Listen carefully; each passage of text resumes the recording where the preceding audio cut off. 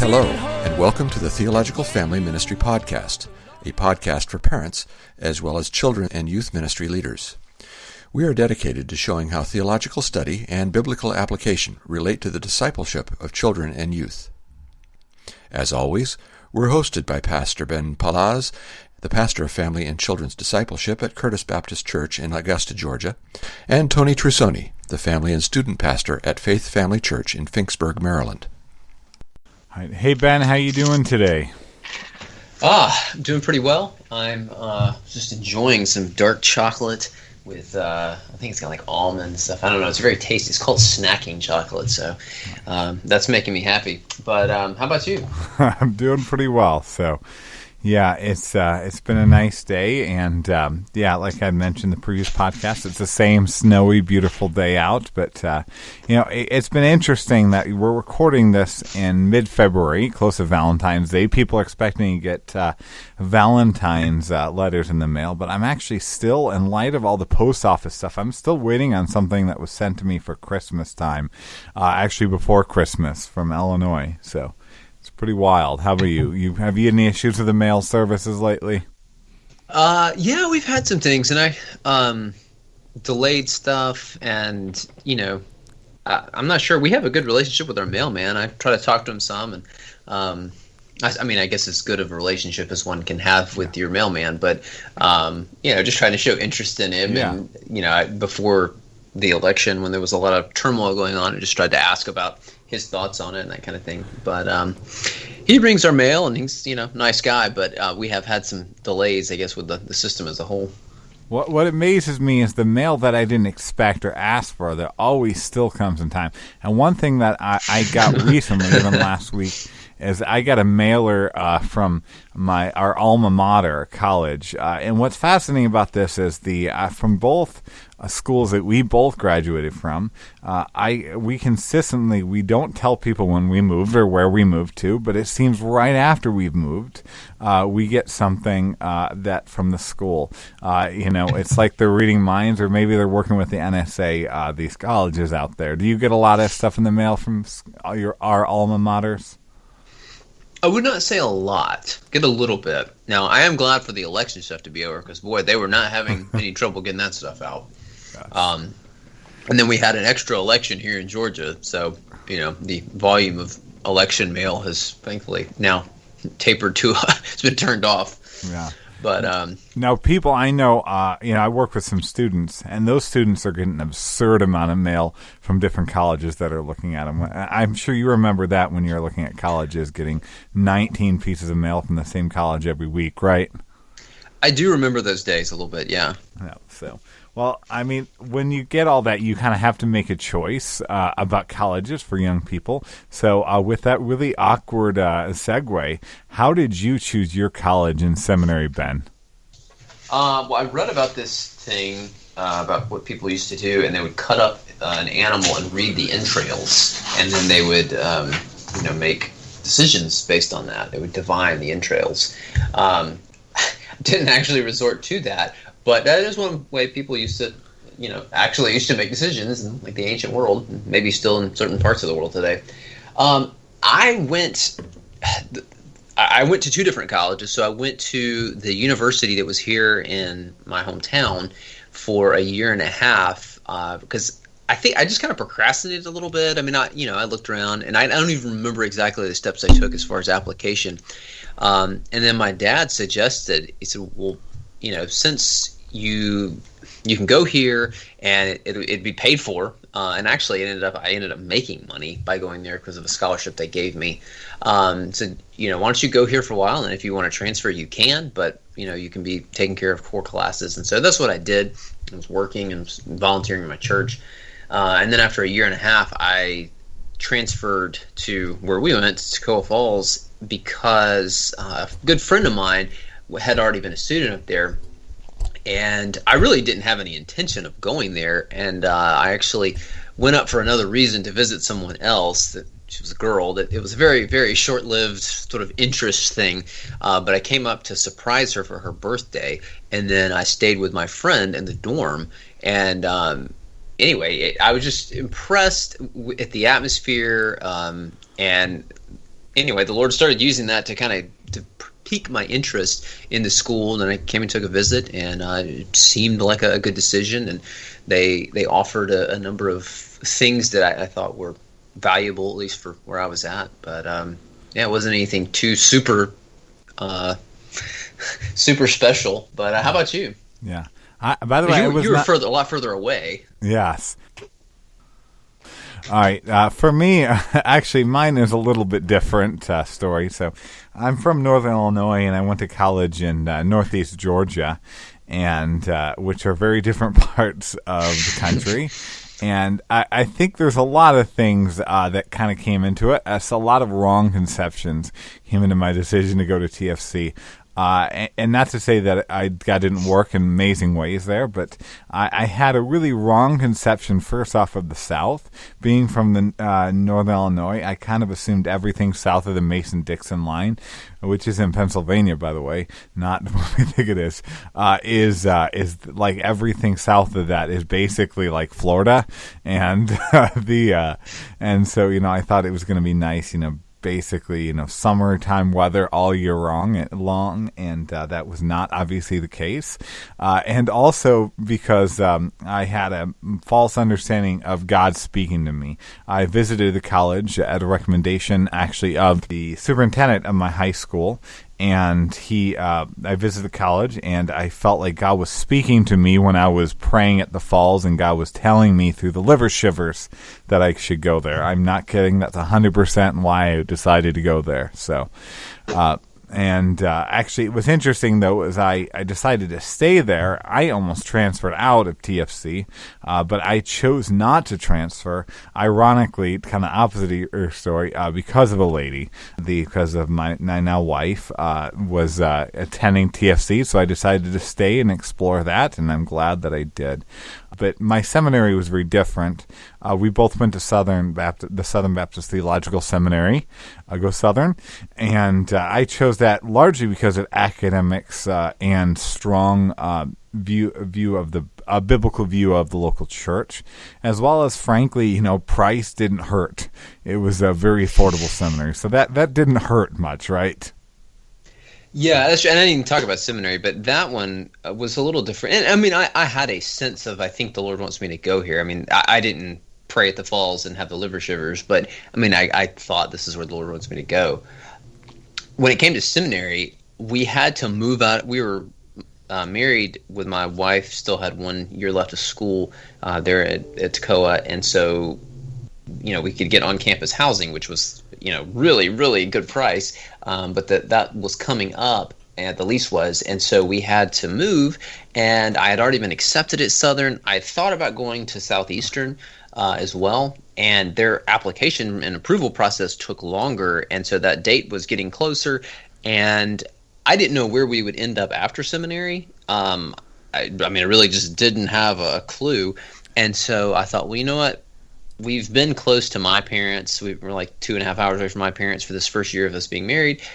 I don't know what the future holds, but Southern is closer to where her parents were living at the time. I mean, it was like 3.5 hours away, and so maybe this is a way I can serve my wife, and she can be a little bit closer to them, because then who knows what will come.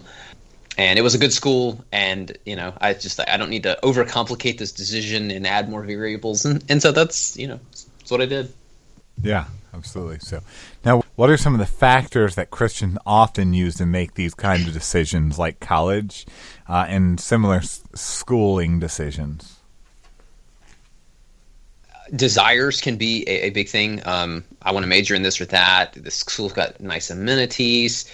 What are the goals that I have? The location.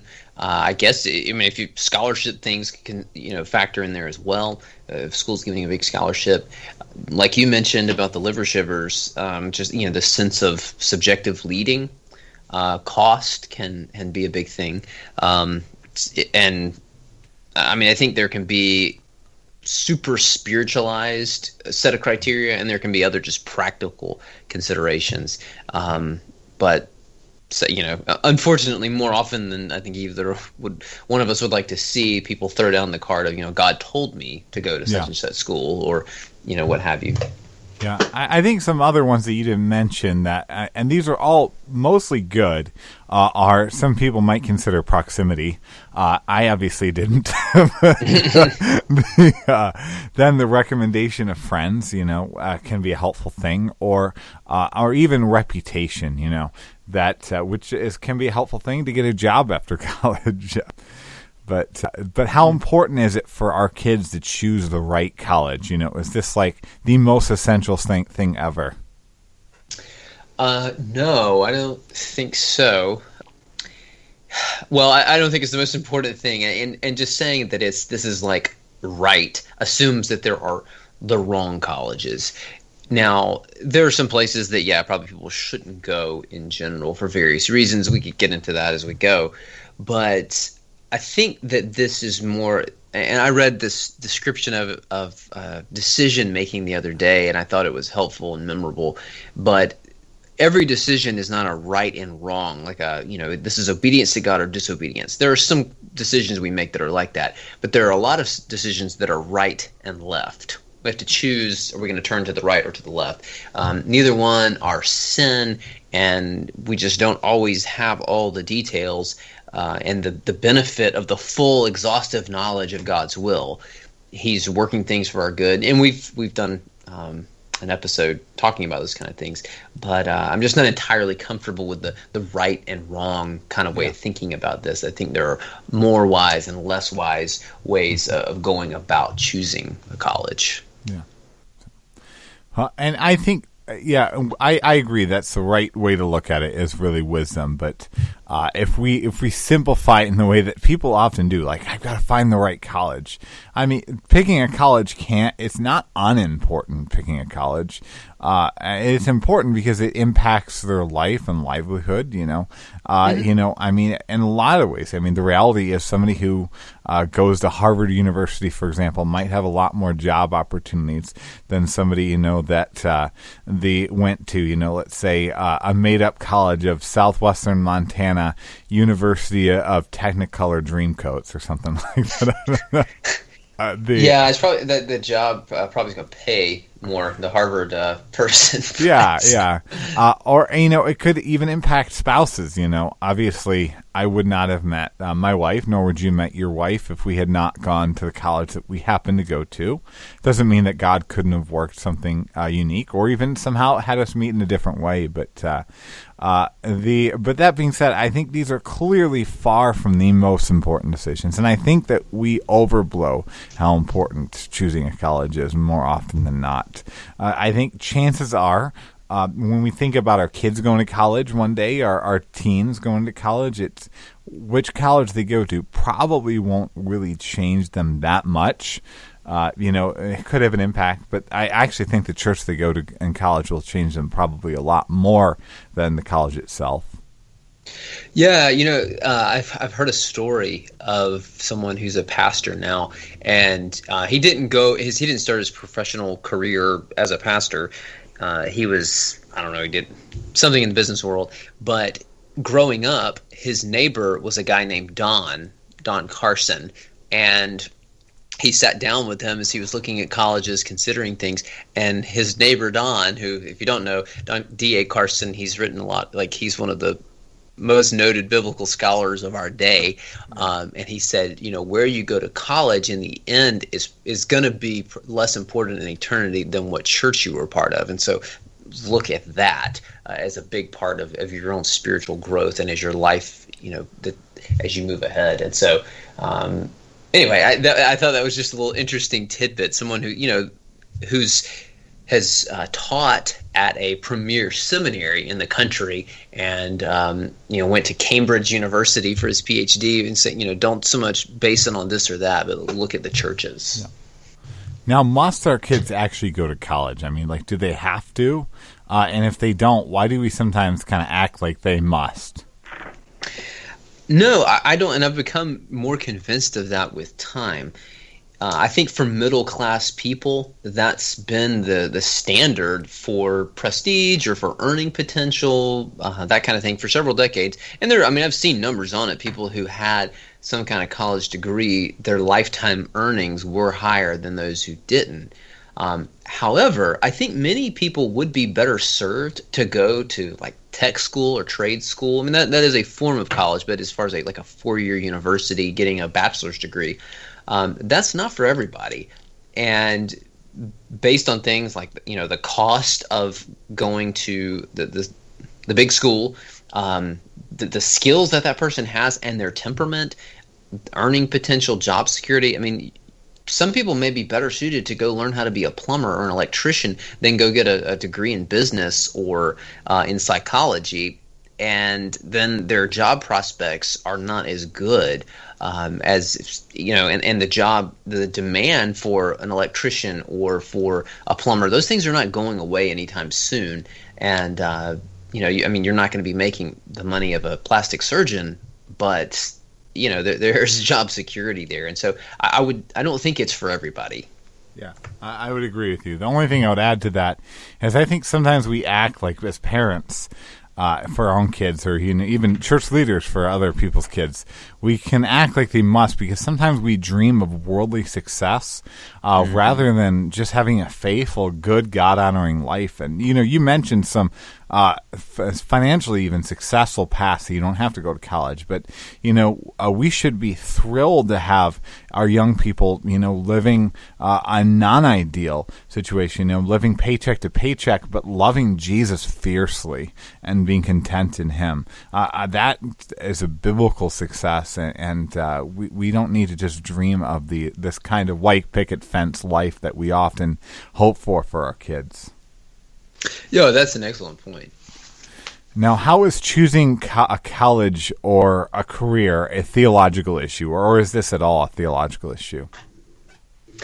I think it is. I mean, we've done an episode about vocation and calling before, I think just a couple of months back, so listeners could check out that episode. But it involves learning and the forming of our mind, the forming of our person. It touches on our use of resources and finances, which is a theological thing, whether we go into debt or not. It can shape how you end up spending your life in the future, and how you're using the energies and the abilities that God has given you, and how you might be glorifying God with those things. And so it does, you're going to be spending a number of the hours of your life, both in the educational investment, but also then the career that you might go into, or the calling that you might be pursuing. And so how you go about preparing for that, it is you've got a limited number of hours that God has given you, and so how to maximize those. But I mean, what else would you say about that? I'd say just a couple kind of simple ones. I think this is theological because this does deal with God's sovereignty over the future versus our limited attempts to try to grab hold of it.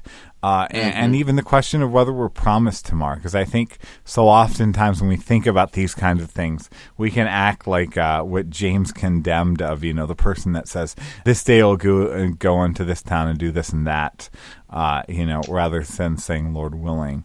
And I think also can dive into kind of a theology of sanctification, or how we grow, especially whether God mainly uses the church or parachurch. And I think that's especially relevant to, one, mainly Christian colleges, but also colleges that we might choose for the really awesome, college ministry there.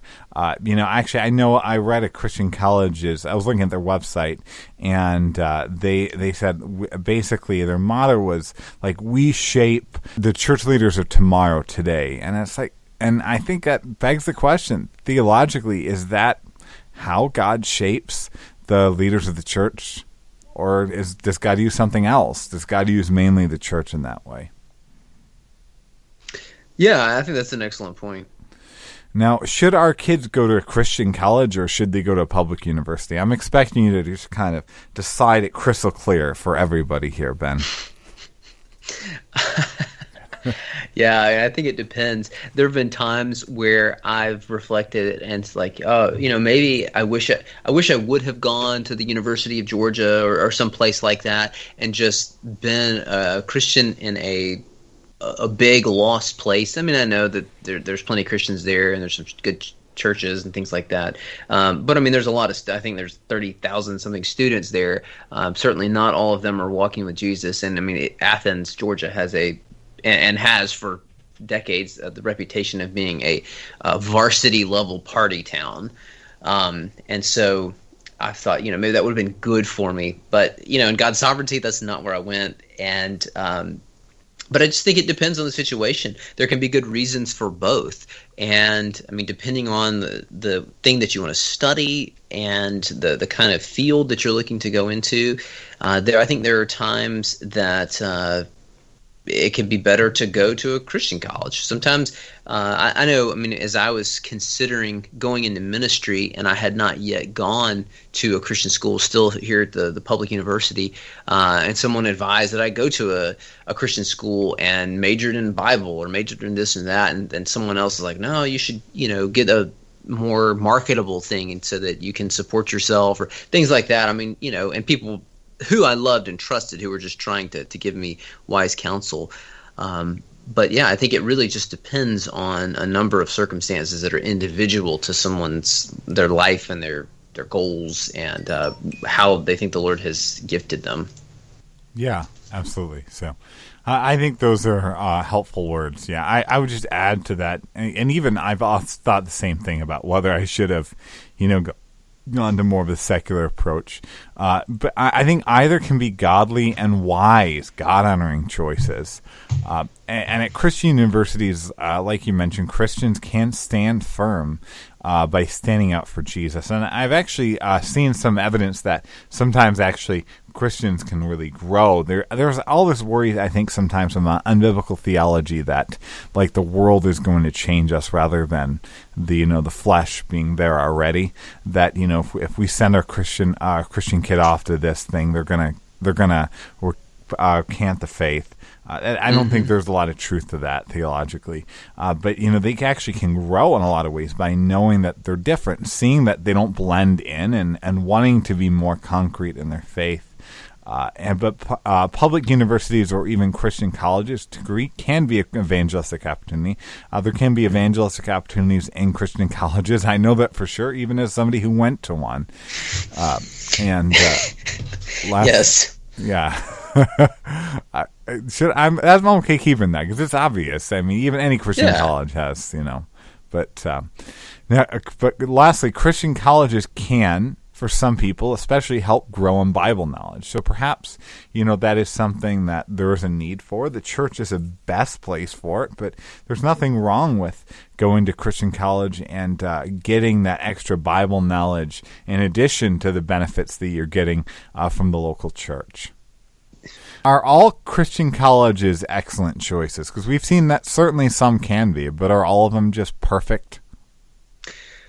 No, certainly not. I mean, there can be a lot of considerations that help to make that clear. Some can be cost. I mean, there are some schools that I know of that, from what I understand, what I've seen from the outside, they are top-notch schools, and they are just astronomically priced. Now, there can be financial aid and various ways of helping to underwrite the big cost, but that can be a deterrent. Another thing is sometimes theological perspectives can slip with time, downgrade, if you will. There can also be an insulation from engaging the world in some contexts, depending on your upbringing and the church culture and that kind of thing. I mean, I know our pastor, the first year when I was in seminary, he had gone to a college there in his home state in Kentucky and been taught. It was a Christian school, and he was getting money from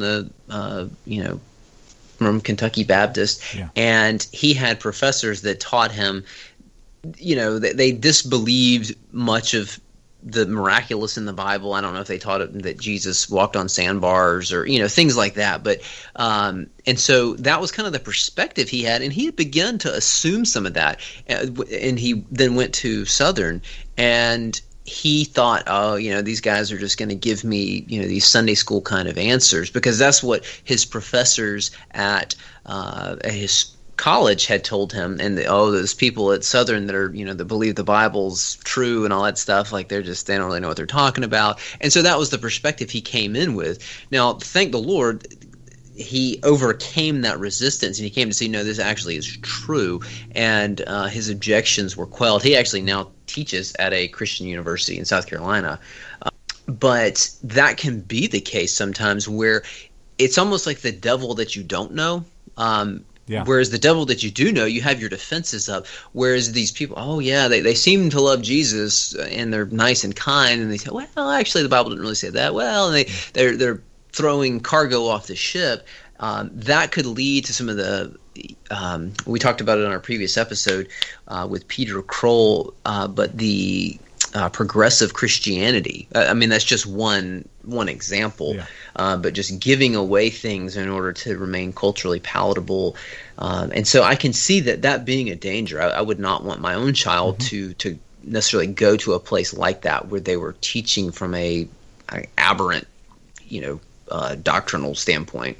Yeah, absolutely. So I agree with your point on Christian colleges. Many Christian colleges are not excellent choices, are not wise choices. As you mentioned, theological liberalism can run rampant, even being hidden, especially in ways that are sometimes hidden. I know of a loved one that went to a Christian college, and it was actually a college that was funded by a state Baptist convention.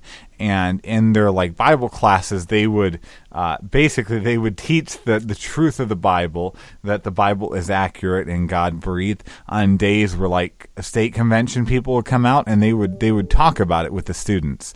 But then on other days, they would teach the real lesson, which is you to basically deny the plain meaning of the Bible. And it was shameful. It was horrible. We should oppose this strongly, especially knowing that a lot of these Christian colleges are being paid for by godly, retirees and stuff like that have no idea about this deception. But I think there's an abuse on the other end as well.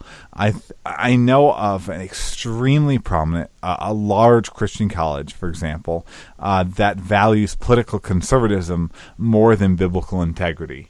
And so I think one can run to that. One can run to political idolatry and Christian nationalism that we've talked about as well in a Christian college in ways that are deeply unhelpful and unsettling to strong Christian faith. And the last thing I'll add with thinking about Christian colleges is the reality. In some cases, the academics can frankly be worse than you might have at some large universities. And that's not always going to be the case, but I think that is certainly something that you want to factor in when you think about these, especially if one's doing a very specialized major that is hard to find in universities. That's a good point. Now, why aren't local churches often considered in this? Maybe I'm wrong, but my feeling is that very, very rarely does anyone think about local churches when they think about college. And if we establish that they aren't, should they be factors that we consider? I think you're right. You do not. I can think of one person I know of who talks about that as a consideration point, as a big consideration point. I think often we don't see how central the church is to our Christian life and our personal following of Jesus, learning Christ. We get the personal relationship part, but we fail to see that there's also that horizontal dimension a lot of times in kind of conservative evangelical circles. And so, it's a situation that it should be considered. Because we've already said it's probably going to matter more in eternity what church or what churches you were a part of and how you served God's people there and built them up, how you were built up in the faith, than what college you went to or what job you had. It doesn't mean that the academic stuff doesn't matter and your professional stuff doesn't matter, but if we're having to weigh them, then the church and your role there in your work in God's kingdom and in his people, that rises to the top. Yeah, absolutely. So, I think we also have a wrong assumption sometimes that healthy churches are everywhere. or at least they're going to be near Christian colleges. And that's sometimes, especially, we have that wrong assumption. I remember I was talking to a parent navigating this, and I always highly, highly recommend anyone that's looking for a church to check out two websites I think are sometimes very helpful for finding a church in any given area, even on vacation, is 9marks.org as well as the Gospel Coalition, both of which have some really great churches. This is not to say, by the way, you can't find a good church apart from there.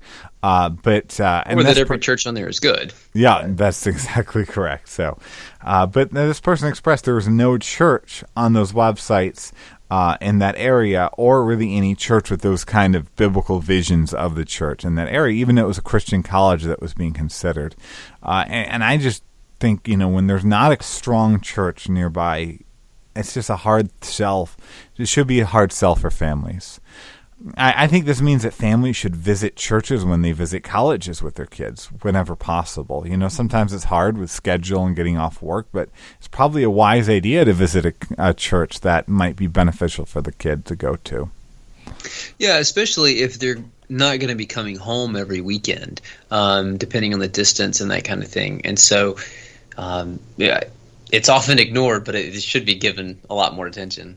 Yeah, and I'll actually say I care enough about this topic that, we need to be very careful of saying God told us or, this is God's will.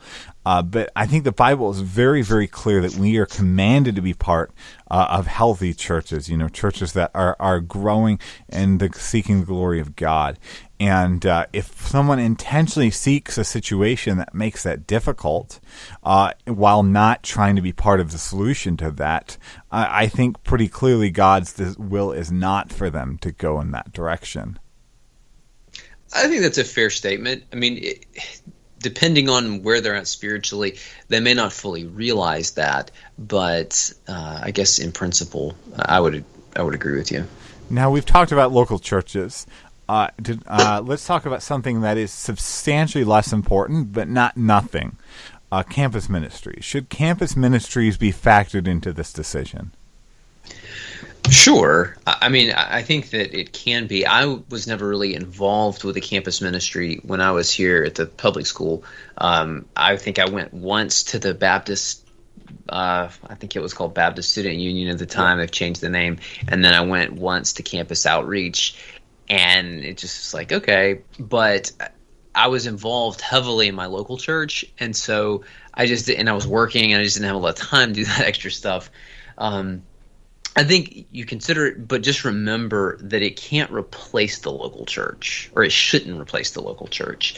And I mean, you probably saw this when we were at a Christian school, people that would not get up and go to church or get involved in a church, and they're like, well, I have a small group, I have a Barnabas group on Thursdays when we don't have chapel. I go to chapel, I have, Bible class, this kind of stuff, I'm good. And it was very, like a privatized version of Christianity. Yeah. And so, it's not the same thing. Jesus, he commanded us to go start churches, not parachurch ministries or, Baptist student unions or campus outreach or Reformed University Fellowship or whatever else. Yeah. I think I agree with your statement. I think, especially for those who do go to a public university, it's probably sometimes a wise idea if you have the time and you have the availability to invest in something like that, to get involved in campus ministry, just to have fellowship with strong Christians that, are in a similar life path. I think that can be wise. Far less important than being involved even in a small group at your church that might have people of a different age. But there are some great campus ministries out there to think about. One might even, looking at a college with their teen, think about things like looking into, I know the Reformed University Fellowships, RUFs, are really outstanding from what I know of them. Even make some great music, by the way. And there are some less awesome campus ministries. I think actually some campus ministries are frankly quite unhealthy. I think there's a lot of campus ministries at colleges that you need to be deeply critical of and might do more damage than it can do good. Yeah, and I don't know of specific ones that or stay away from, but I've heard good things coming out of a number of ministries where people are learning. Like we had a conversation just before this with Peter Kroll, who's the head of Disciple Makers, I think, and they're in colleges, universities in the state of Pennsylvania, trying to help people learn how to follow Jesus, who can then teach other people how to follow Jesus. But he's the preaching pastor at his local church, and so he's not forsaking that. He sees that as central. Yeah. Now, another question to ask, and this is something you alluded to earlier, but is it wrong for parents or teens to go into debt for college? I don't think so, not necessarily. I think it can be unwise. In the situation that you and I were in, we knew people who were planning on going into foreign missions and, racking up massive amounts of debt. And that probably is not a great plan, in my humble opinion. To get $50,000, $60,000+ in loans and then seeking a career that's really not going to pay you a lot, as well as a lot of mission boards won't send you when you have a lot of debt, whether it's consumer debt or educational debt. You have to pay that down before they'll allow you to go. And so I looked up and found the average student loan debt in America is close to $33,000 right now. That's a good bit of money. And if you go to some big time schools, the tuition's more than I make in a year at some of those places. And so depending on what you're looking at going into, that's just you need to stop and, well, the Lord wants me to do this. Well, wait, are you pursuing something that's going to pay you an adequate amount of money if you're planning on going into debt? A friend of mine he finished college and then he was looking at further schooling, and he was going to go to dental school, and he finally decided that going into the Navy would be a wiser course of action because he didn't want to take out $40,000 in student loan a year for 3 or 4 years. He thought it would just be better to let the Navy pay for his education, and then he'd pay the Navy back with his service time, and then he still has skills that he can use once he wants to get out. Now he's, this is a little bit past college, but I think those are considerations that you factor in whether is this going to be a good idea, because it may hamper your ability to be generous in the future and cause a great deal of difficulty and stress for you and your family. Yeah, those are some good thoughts that you have there. It's interesting because I've interacted with some Christians that are pretty stringent, even legalistic on this, that it is just inherently wrong to ever have much debt, which would make a problem for me. I had some college debt, not for very long, but I had a little bit. And decided, paid it off. Yes, be in debt to no man. Is said in Scripture, but I don't think that passage is relevant here, and I don't think that's the kind of debt that's referring to. In a lot of ways, debt can be foolish, but when reasonable, when it's manageable, it can be an investment through college. And I think it might be wiser to see college debt, college loans as more of an investment rather than just kind of going into debt so you can get the nice shiny car that maybe is not wise to get. I think it's a shame. I read on Twitter a known kind of Christian leader on finances that just said, basically it's wrong that you should never, ever, ever get any kind of loan for college. And I just think that it can be naive, and it can make it so that those who often have limited financial abilities are just not able to kind of rise above their stations, if you will. Yeah, I see what you're saying. I think it can very much be an investment. I think there just has to be wisdom, again, applied.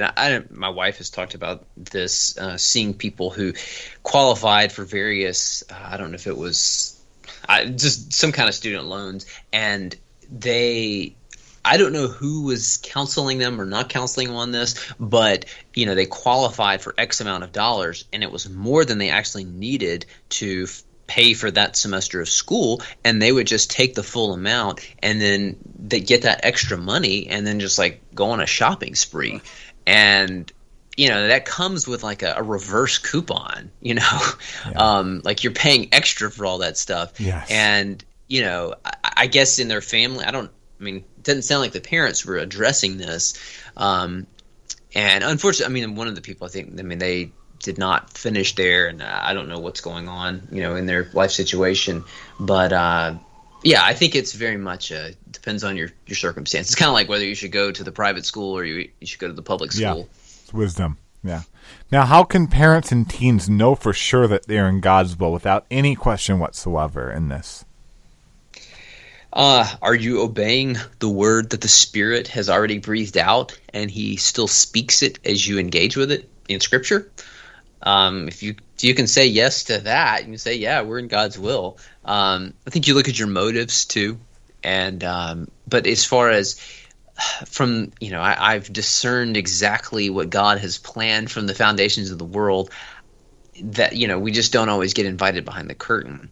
But God has revealed everything that we need for life and godliness in His Word. And so if we're not obeying or disobeying some clear command in Scripture, then I think we do have freedom in that. And so we can rest in that.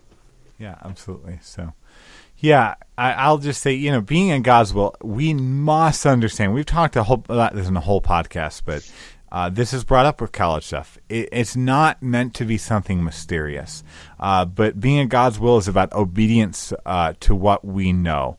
And sometimes being in God's will is multiple routes. So use your mind and pray about it, but ultimately don't stress it, being worried that you're going to be in judgment if you choose the wrong school. I think of, for me, I chose Southern Seminary, and I'm glad that we did.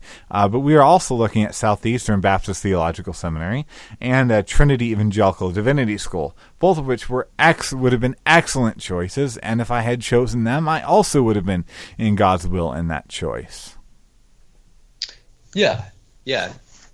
Good word. Now, how can children's ministries and youth ministries prepare young people for these kinds of decisions?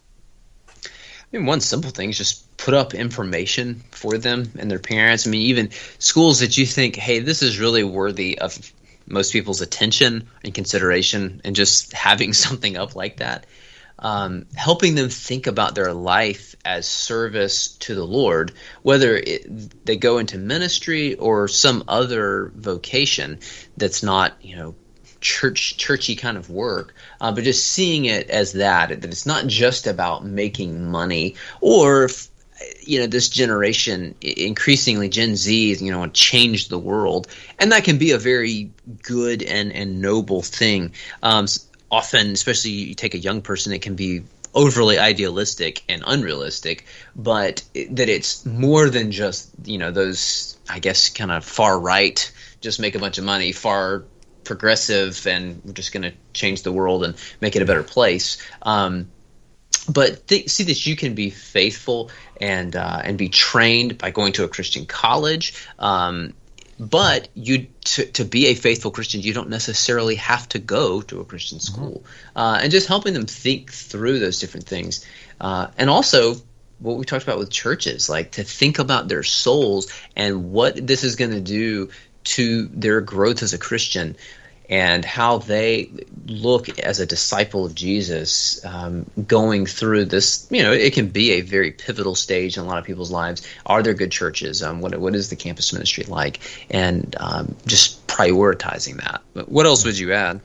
I think I would just kind of echo some of what you said, as well as restate some things that we mentioned earlier.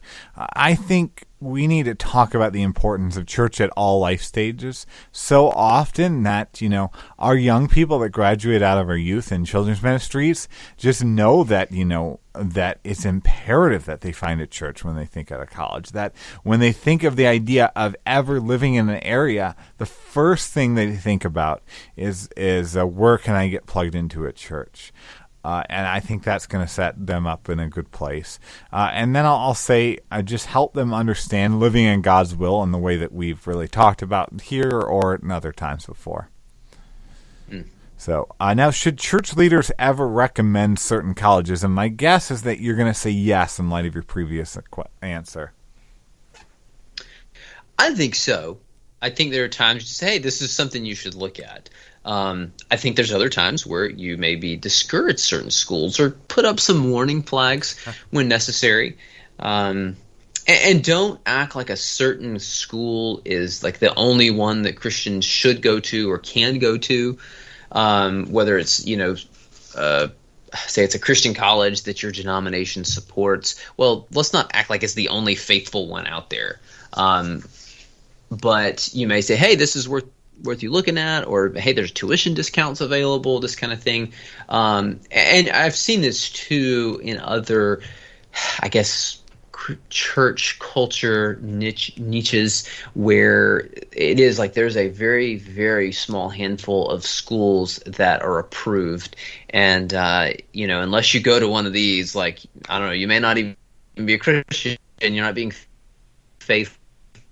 And that can be the case, I guess, the more conservative you are, not just in a political sense or not even really addressing political sense, but just like a culturally conservative and things that can go with. I mean, I can think of certain schools. Maybe it's a translation of the Bible or the way women dress or things like that. And I know people, several people that have experience with some schools like that. And in the church circles they were in, it was really like there's like two options of where you can go to school.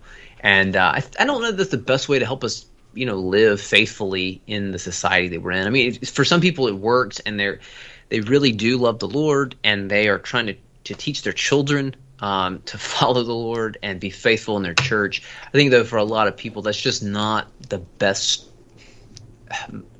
way forward. And I don't want to be overly critical, but we live and engage in this society, and just being able to do that, I think, is a good thing.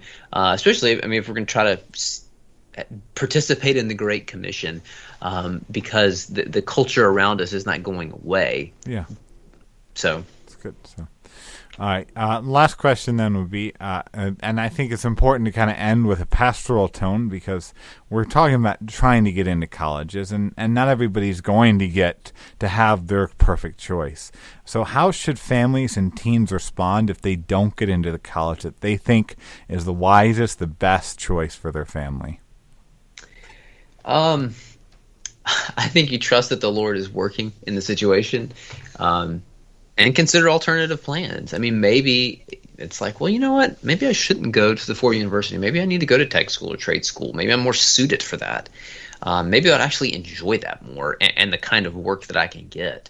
I mean, I know someone who I think got an accounting degree or something and did some office accounting stuff, and then that just didn't work after a while. And then he did carpentry for a while, and then he got the sense that the Lord wanted him to go back to school, and he did. And then, there's not a lot of people end up getting a certain degree, and then their work is not directly related to that. And so, just being flexible, considering maybe that you go to community college for a while, and then try to reapply to that school that you think would be wise for you to go to, or maybe you just consider something. A different school altogether.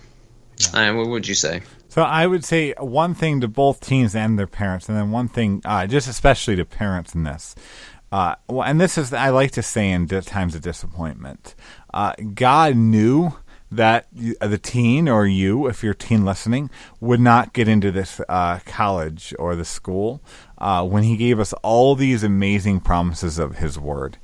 So that means that can't undo the amazing truth of how God is with us, how God works all things for good for those who are in Christ Jesus. And I think that's just a helpful reminder that we need to bask in these times. And then I add to parents, and I know this is because sometimes we just want the best for our kids. I have seen far too many Christian parents show an unhelpful disappointment in their child for not measuring up and not getting into the right university. And just don't do that. Run away from that as much as you possibly can. It is an unbelievably difficult stress on young people navigating these hard situations. Yeah. Anyway, well, it was good talking to you about college and reminiscing on our days at college and seminary together as well, Ben. It was, yeah. I enjoyed it. Wonderful. Well, I hope you're blessed by this conversation. I hope our listeners are especially benefited by this discussions. Amen. Thanks for listening. Thank you for joining us for this episode of the Theological Family Ministry Podcast. If you have enjoyed this episode, please give us a review on iTunes and share the podcast with your friends on social media. All new episodes are available to listen to on Stitcher, SoundCloud, YouTube, Spreaker, and iTunes. We hope you have a great week, and join us again every first and third Thursday.